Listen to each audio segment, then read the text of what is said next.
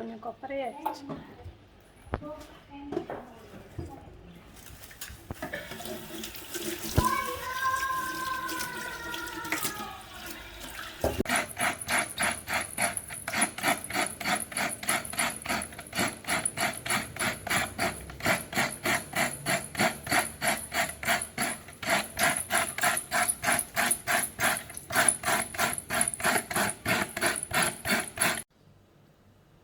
ஒரு மணி நேரம் ஆச்சு.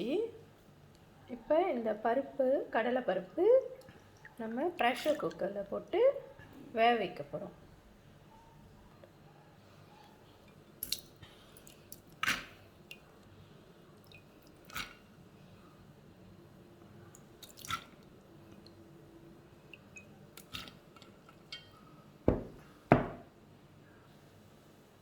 தேவையான அளவு தண்ணி சேர்த்துட்டு இதை இப்போ நம்ம ப்ரெஷர் பண்ணிக்கிறோம்.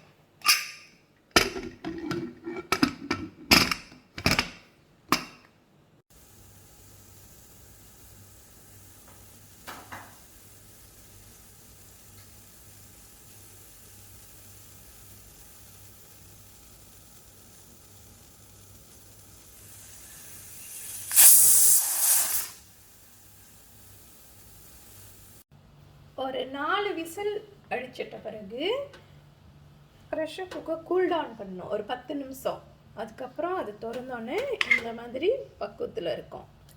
இப்போ ரொம்பவும் களைஞ்சிருக்கக்கூடாது, முழுசாகவும் இருக்கக்கூடாது.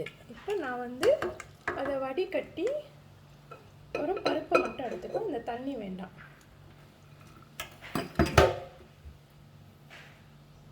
தண்ணிலாம் நல்லா வடிகட்டிடணும்.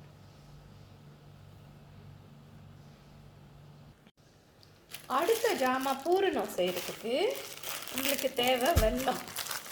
இது வெல்லம், இது கட்டி வெல்லம். இந்த கட்டி வெல்லத்தை தான் கடையில் இடித்து வச்சுருப்பாங்க. ஸோ நீங்கள் எப்படியும் வாங்கிக்கலாம், இந்த மாதிரி உதிரி இடித்து வச்சதையும் நீங்கள் வாங்கிக்கலாம். இப்போ அளவு சொல்கிறேன். அப்புறம் நான் இந்த மாதிரி ஒரு உரல் வச்சுருக்கேன். இது பினாங் மார்க்கெட் ஸ்ட்ரீட்டில் நீங்கள் வாங்கிக்கலாம், இல்லாட்டி எனி இந்தியன் ஷாப்பில் நீங்கள் வாங்கலாம். இது இந்த மாதிரி பூர்ணம்லாம் செய்கிறதுக்கு வசதியாக இருக்கும். அவிச்சு வச்ச பருப்பு நான் அது உள்ளுக்கு போட்டுட்டு, என்ன காரணத்துக்கு நம்ம அந்த தண்ணியை வடிகட்டி எடுத்தோமா, ஏன்னா தண்ணி இருந்துச்சுனாக்கா நம்ம சீனி போட்ட பிறகு அந்த பூரணம் நம்மளுக்கு பதமாக வராது. அந்த பதம் கரெக்டாக வர்றதுக்காக தான் இந்த மாதிரி வடிகட்டி வச்சுட்டு, இப்போ அந்த பருப்பில் இந்த அளவு, இது இந்த கப்பில் 1 கப்புக்கு 1 கப் அளவு தான் சீனி, அதுக்கு மேலே போடாதீங்க. அப்புறம் துருவி வச்ச தேங்காய் பூ, நீங்கள் மார்க்கெட்டில் கூட இந்த தேங்காய் பூ வாங்கிக்கலாம். இப்போ அதே தான் 1 கப் அளவு தேங்காய் பூ நல்லா மசிய இடிச்சுக்கணும். இடிங்க.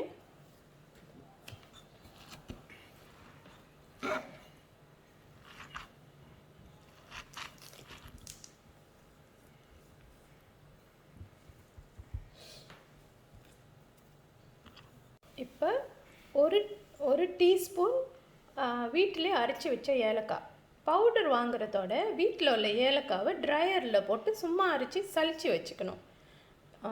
சொல்ல தான் முடியும், காமிக்க முடியல, அவ்வளோ வாசமாக இருக்குது. ஸோ இந்த மாதிரி செஞ்சிங்கன்னா இன்னும் நல்லா வாசமாக இருக்கும். இது 1 டீஸ்பூன். 1 டீஸ்பூன் ஏலக்காய் பவுடர் திருப்பி நல்லா இடிச்சுக்கணும் மசிய.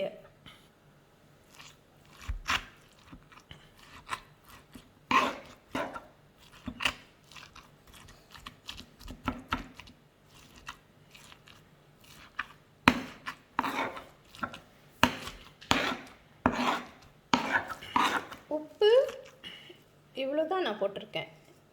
எப்பயுமே இனிப்பு செய்கிறப்ப நம்ம உப்பு ரொம்ப போடக்கூடாது.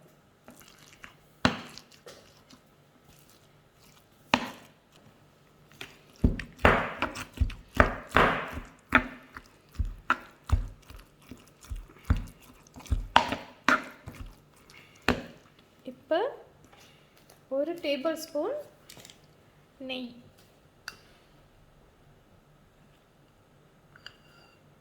ஃப்ரெண்ட்ஸ், இந்த நெய் ஹோம்மேட். இதோட லிங்க் நான் கீழே போட்டிருக்கேன். எப்படி அந்த ஹோம்மேட் நெய் செய்யறது நீங்கள் போய் பார்க்கலாம்.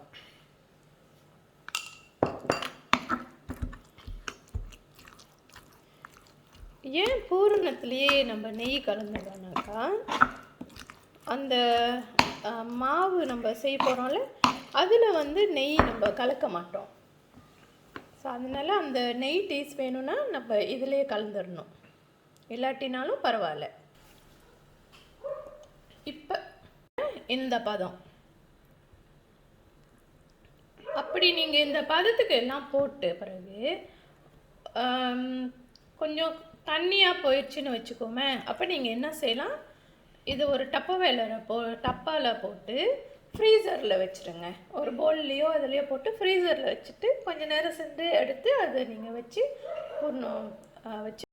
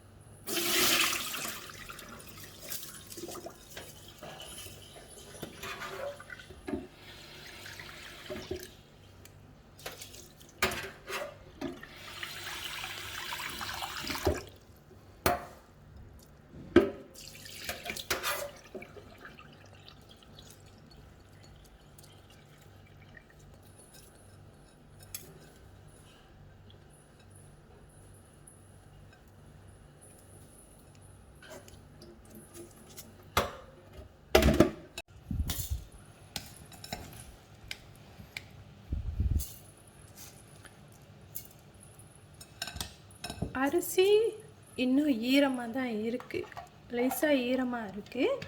அதை நம்ம அப்படியே ட்ராயரில் மாவாக அரைச்சிக்கணும்.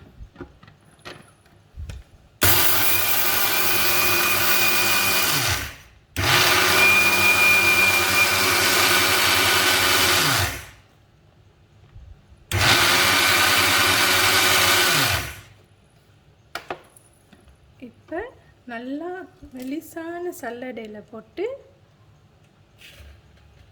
சலிச்சு நம்ம வச்சுக்கணும்.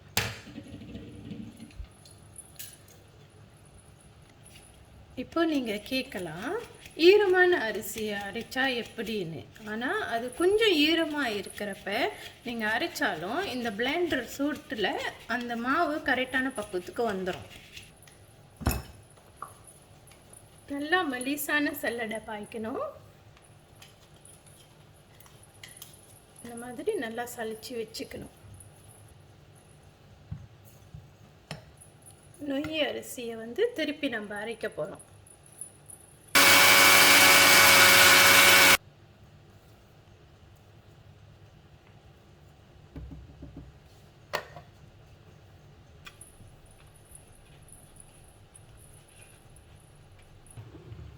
சலிச்சு வச்சாச்சு. இப்போ அந்த சலிச்சு வச்ச மாவு அவிக்கிறதுக்குன்னு ஒரு துணி வச்சுருப்பீங்க, மல்லு துணி, மஸ்லின் கிளாத்.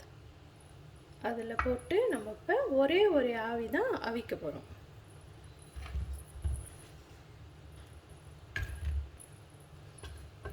மாவை மஸ்லின் கிளாத்தில் வச்சு அவிக்க போகிறோம்.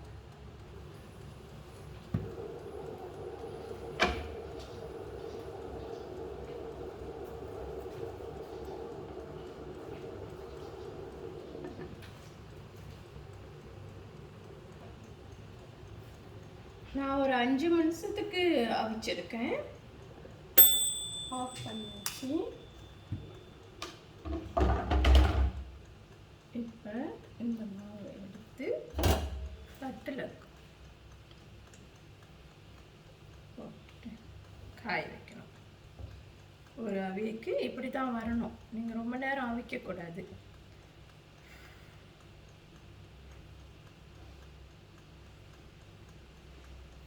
சூடாக இருக்கும், பார்த்துக்கோங்க.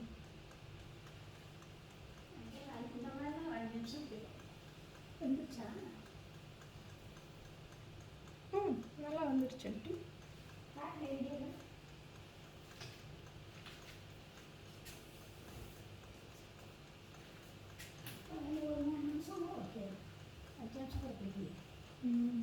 நல்ல பதம் வந்துடுச்சு. அப்போ இதை மறுபடியும் தெளிக்கணும். இல்லை, இப்போ இதை வந்து வெயிலில் நம்ம காய வைக்கணும். நான் இப்போ பின்பக்கம் ஒரு நாக்காளி போட்டு அந்த மாவை ஒரு 10 நிமிஷத்துக்கு காய வைக்கிறோம் வெயிலில்.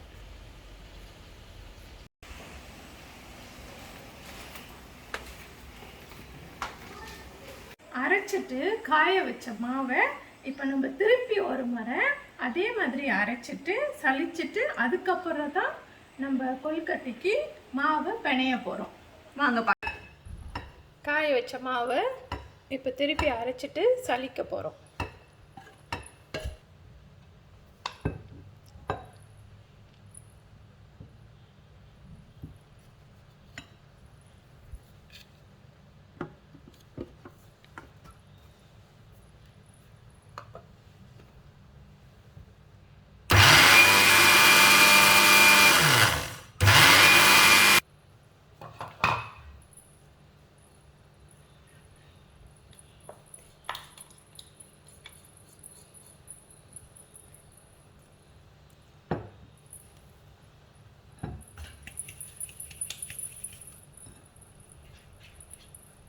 இந்த மாதிரி திருப்பி சலிச்சு வச்சுட்டு நம்ம எல்லாம் 2 கப் அரிசிக்கு நீங்கள் அந்த மாதிரி அரைச்ச பிறகு அது 4 கப் அரிசி மாவு உங்களுக்கு வரும்.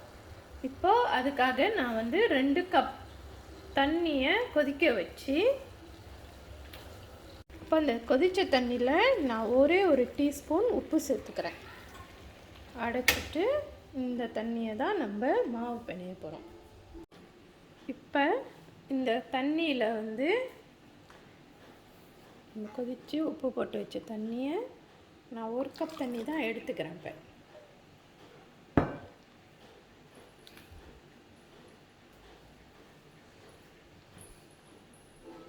கொஞ்சம் கொஞ்சமாக ஊற்றி நல்லா மாவு பிணைஞ்சி ஒரு கட்டியாக ஒரு உருண்டையாக வர அளவுக்கு பிணைஞ்சிக்கணும். நீங்கள் ரொம்ப தண்ணி ஊற்றக்கூடாது.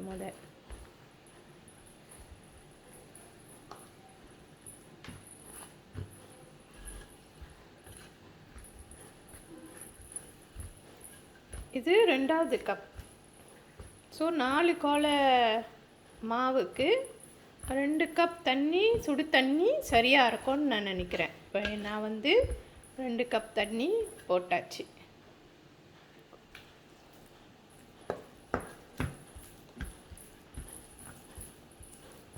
ஸோ இந்த மாதிரி பிணைஞ்சி வச்சுக்கணும். ஃப்ரெண்ட்ஸ், இப்போ பாருங்கள், இந்த மாவு வந்து இந்த மாதிரி வந்துடும். அளவு வந்து நீங்கள் பார்த்தீங்கன்னா இந்த கப்பில் 2 கப் போட்டோம், 1.5 கப்பு தான். அப்போ அளவு வந்து 1.5 கப்பு. 4 கப்பு மாவுக்கு நீங்கள் 1.5 கப்பு தான் தண்ணி விடணும். அப்படியும் ரொம்ப அது குழஞ்சி போயிடுச்சுன்னா நீங்கள் என்ன செய்யலாம், கொஞ்சம் மாவு இருந்துச்சுன்னா நீங்கள் அதில் போட்டு பிணைஞ்சிக்கலாம். அப்போ அதனால எப்பயுமே கொஞ்சம் மாவு தனியாக வச்சுருங்க. இப்போ பிணைஞ்சி நல்லா ஒட்டாமல் வந்த பிறகு கை போட்டு உருண்டி வர அளவுக்கு பிணைஞ்சி எடுத்து வச்சு. இப்போ பாருங்கள், இந்த மாவு வந்து கரெக்டான பதத்துக்கு வந்துடுச்சு. தட்டில் ஒட்டலை, ஒன்றும் செய்யலை.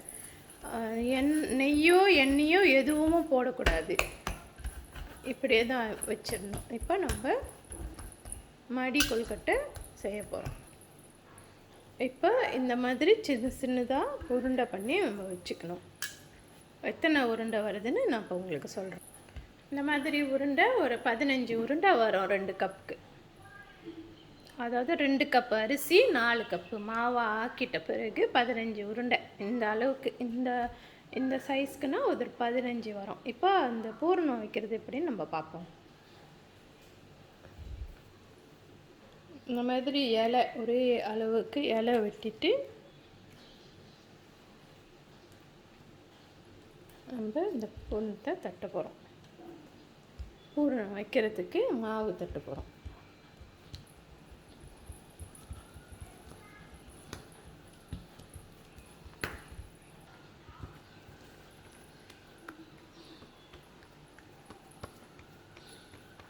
இப்போ நீங்கள் பார்த்தீங்கன்னா இது பின்னாடி இப்படி ஒட்டிக்கிட்டு தான் இருக்கும்.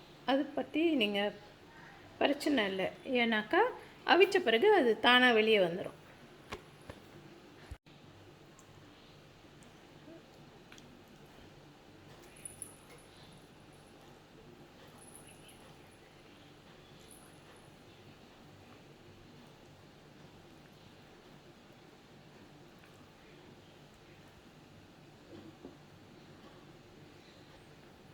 இந்த மாதிரி வச்சிட்ட பிறகு இதை ஜாயின் பண்ணிட வேண்டியதான்.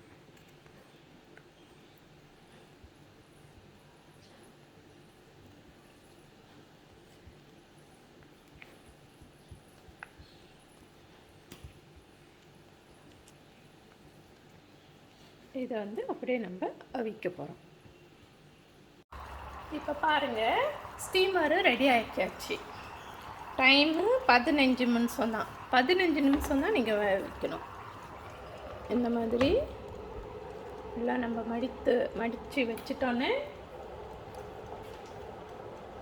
15 நிமிஷத்துக்கு அவிக்கணும். 15 நிமிஷம் வேக வச்சாச்சு. இப்போ இந்த மாதிரி இருக்கும்.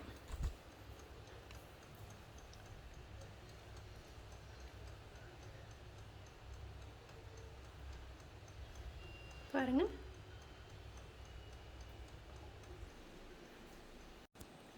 மடி கொழுக்கட்டை இல்லாட்டி பூரண கொழுக்கட்டை ready. Vinayagar family channel like பண்ணுங்கள், சப்ஸ்கிரைப் பண்ணுங்கள். எனிதிங் நீங்கள் எனக்கு காமெண்ட் பண்ணலாம். தேங்க்யூ ஃபார் வாட்சிங்.